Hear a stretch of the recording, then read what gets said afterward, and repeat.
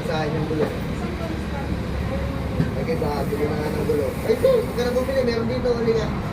Si, huli ko ka. Binigay. Hindi ka. Hindi naman hiningi. Ano ba, ayos pa talaga yan. Ito, binigay. Shit, na raw gulo niya. Ayun. Napaganda pa rin. Napaganda pa tuloy daw.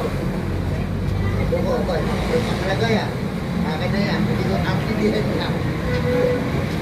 Laking bagay nito, abutin pa kami dito. Ito ka, ito pa binigay sa akin eh. Sabi nga natin. Oo. Ano ba? Kasi maninipis yung ginagamit niya, ECT. Kasi mas madali makahanap ng ECT. Ang pinakamahirap ang natin ngayon, 16.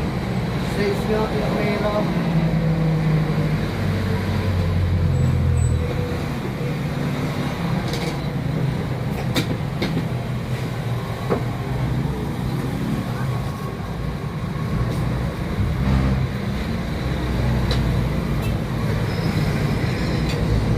Dalawa yan eh.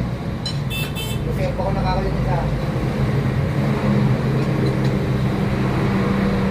Kung galing din kung ano, gulong na 17, yung galing din ng driver. Hindi ko nagagamit. Ay, yun sa kasi gulong mo eh. Tapos, ang ECT mo, side wheel, ECT pa, side wheel mo, ECT.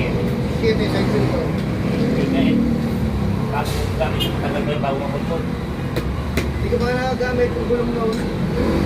Kapal pa yun ah. Kaya nga, pabahit pa.